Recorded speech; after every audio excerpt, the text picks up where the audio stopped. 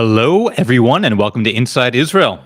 I haven't seen you for 2 weeks, so welcome back. I'm Joel Chasnoff coming to you right now live from Ra'anana outside of Tel Aviv. And it seems I need to wish Chag Sameach, happy Passover to you. That actually relates to a question that I'm going to read in just a minute about why I'm broadcasting today. But first, just to get the logistics out of the way, it's the week of April 21st, 2025. And again, what I want to do right here in the live broadcast is give you a little recap of news relevant to what's happening in Israel now, what Israelis are saying about it, how we are all feeling. Before I go further, I just wanted to let you know that this Wednesday's broadcast on Apple and Spotify is going to be different than the one you're seeing right here, right now. So if you're not subscribed to the podcast on those two platforms, I encourage you to please go ahead and do so because that is different content from what you're getting here. These Sundays are for really news recaps and an insight into the Israeli psychology toward the news. And on Wednesdays, I usually dissect other topics related to Israeli life that I think you'll be interested in. So check that out on Apple and Spotify. And this week is going to be part 2 of a conversation I had with my friend Benji Lovett. Benji is a fellow comedian. He's my co-author on Israel 201. And we have a discussion. Part 2 of this discussion is about Israeli humor and how it's dark and how it's so different from American comedy. So again, that broadcast drops on Wednesday mornings on Apple and on Spotify. We're going to begin with the question for this week. This question comes from Mark, somewhere in the US, I think New Jersey, but he wrote, Joel, I see that you're broadcasting live today at 1 p.m. Eastern Time. Did you not realize that it is still Passover here in Israel and that some people will not be able to join because it is the 8th day and Chag? And I got to tell you, Mark, maybe this is the sign that I've truly become Israeli because no, it did not occur to me that today is still Passover in, well, just about everywhere in the world except for here in Israel. I went to a Mimuna last night in Ashkelon. Mimuna is the Moroccan sort of party post Passover. It's not a dinner party. There is no healthy food served. It is all sugary, honey, syrupy snacks.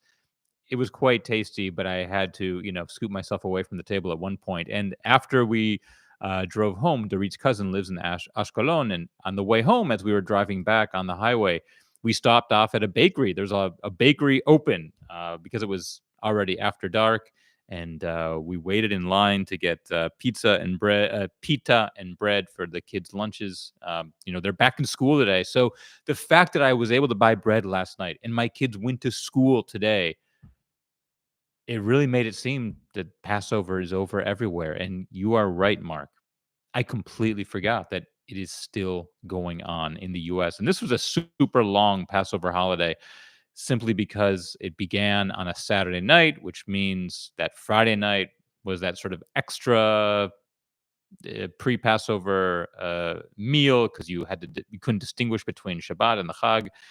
So this feels like a long one, and wow, for you guys, even longer. So apologies that I am broadcasting on Chag for you, but no, it is not Chag for me here in Israel right now. Thank you for the question.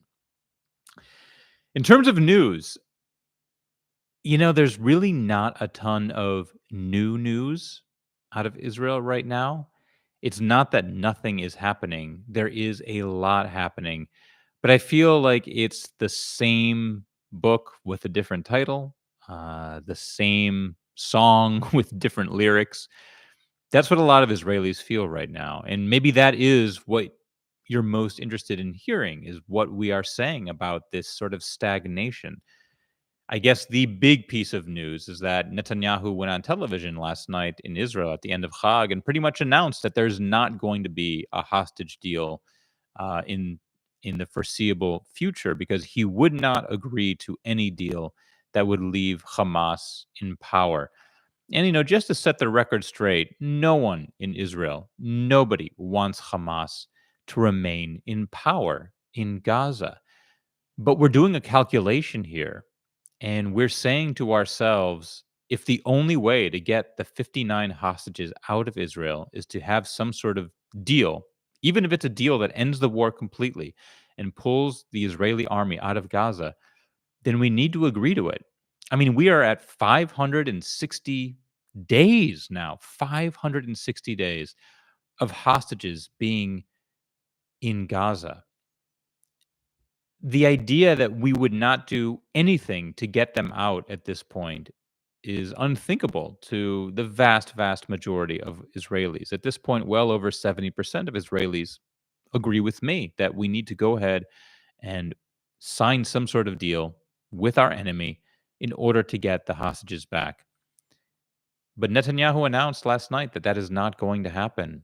And if you were to ask me my opinion, I see this going through the entire summer. I have no reason to believe that at some point over the next 3 or 4 months, something would happen to get the hostages out. I don't see Netanyahu suddenly changing his mind and agreeing to a deal. I don't see Hamas agreeing to completely disband and put down their arms forever. In the last hour, there's been a few reports of Hamas offering a long term truce with Israel, one that would last 10 to 15 years, and that during this time, they wouldn't dig new tunnels and they would lock up their arms in sheds or wherever. And they would essentially be unarmed for the next 15 years. But this would still leave Hamas in power. And most Israelis would say, take that deal and figure out how to deal with Hamas later on. Even if we don't even agree or trust them that they would actually lock up their arms and not dig tunnels, we need to get the hostages out. But Netanyahu will not agree to anything that leaves Hamas in place. And I think he knows that. I think there's a big game of what's known as 3D chess going on here. Is Netanyahu knows that Hamas will never agree to disband, and therefore he can say, I will not agree to any deal that leaves them in power. But what he can really do is avoid making a deal, and he needs to avoid making a deal to stay in power. Again, there are members of his right-wing coalition who want to resettle Gaza and see the IDF withdrawing from Gaza as the end of that dream of reconquering Gaza and the greater Israel once again coming into existence that includes Gaza. They will leave his coalition if Netanyahu agrees to a ceasefire. So what a lot of Israelis feel right now is just completely trapped. Like, we have a king. Like, this is not a democracy where our voices are heard, but where we have one king who is able to make all of these decisions, regardless of what the rest of us feel. And that's sort of how not sort of, that's very much how I feel right now as well. So the news, there's not a lot of new news. A lot of, Israelis were in bomb shelters during Passover because of attacks from the Houthis. Nothing really happened. They're at this point more annoying than actually lethal. Um, there's talks of these scandals, Qatargate, and nothing's really going away. Nothing's really changing. We're back at war in Gaza, and very sadly, a soldier was killed yesterday, the first soldier killed since the ceasefire ended, and we resumed the fighting back in Gaza. These are the types of news stories, but nothing really earth-shattering, and really no one sees anything earth-shattering coming up in the near future. There is talk of war with Iran, that possibly Israel would attack Iran, but again, this is long term, and we don't feel like day to day anything is really changing. And that's frustrating to many of us because, again, for so many Israelis, myself included, what we really want is to get the hostages out now. And we feel handcuffed as a nation that we can't do that.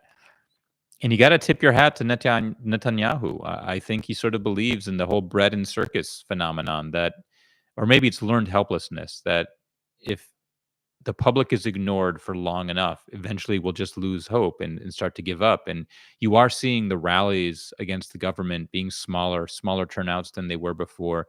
There really is a sense now in Israel of people going back to their normal lives, where the hostages become this sort of bothersome element of of the world we live in, but not something that's choking us the way it used to. And I think Netanyahu, I think he knew early on that if he just held his ground long enough, um, that people would start to lose hope, and that is sort of what's happening right now. I guess another story that happened last night is there's one man in Israel, one person who consistently has been found in polls that he would beat Netanyahu in an election. He's the only person that head to head would beat Netanyahu in a prime ministerial election where it held right now. And it's Naftali Bennett. And last night, Bennett was rushed to the hospital with feeling unwell, and it turned out he had some sort of condition with his heart, and I think had a catheter put in. But this was a blow to all of us who really are counting on Bennett to unseat Netanyahu in the next election, because we're not sure anyone else can. The idea that he might be ill or God forbid, would pass away before that election, before having a chance to change power here, is a frightening idea for many of us. Um, but again, no huge earth-shattering news stories, just more of the same, different flavors, different titles, different chapters. I do want to share some personal insights of my own from the Passover holiday. I was not in Israel during Passover. I was in Greece. We flew to Greece the day before, 2 days before Passover officially began. We did our Seder at an Airbnb in Athens, and then traveled north to one of the areas of Greece.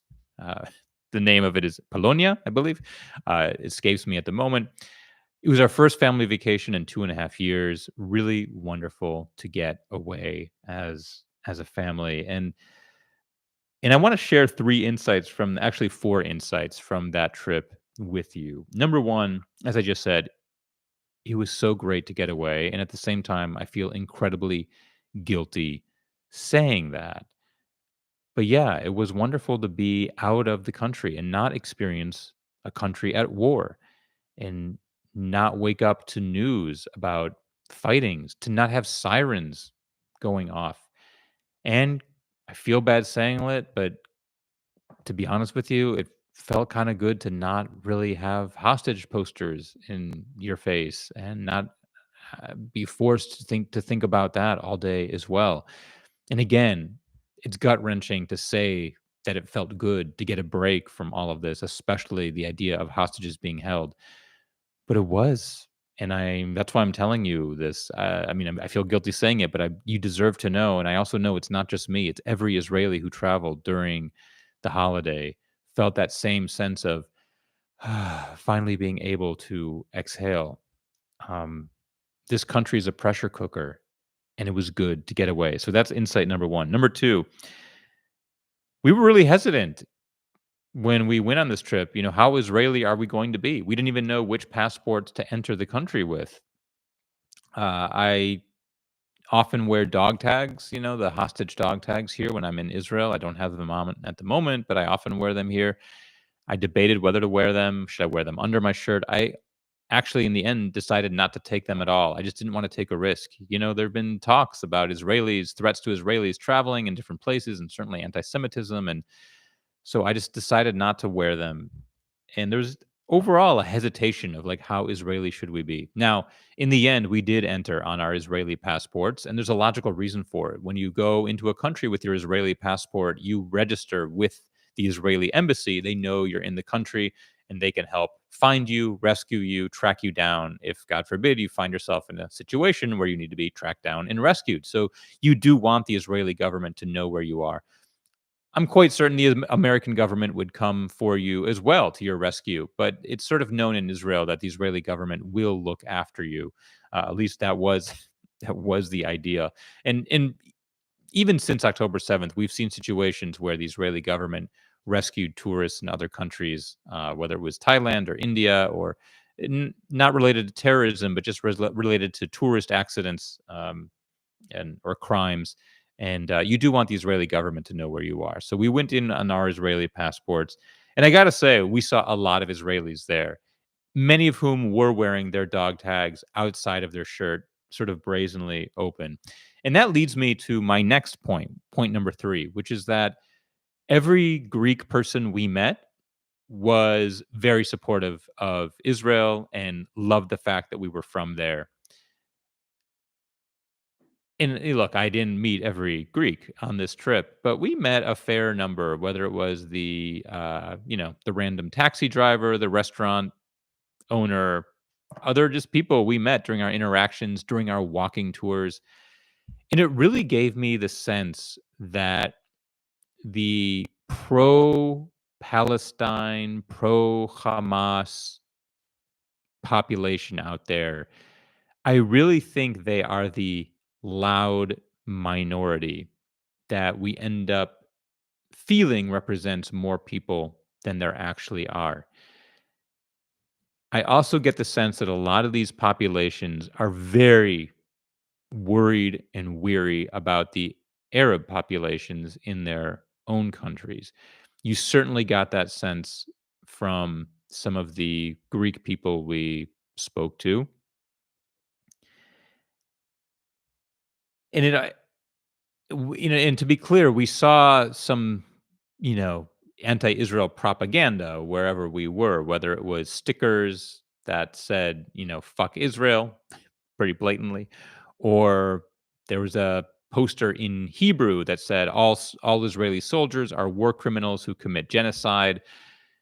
But in talking to within the Greek population, what we came to learn is that these are Arabs living in Greece who were responsible for this and who were putting up these kind of stickers and posters. It was not everyday Greeks or even progressive left-wing Greeks who were necessarily, um, put advocating against Israel.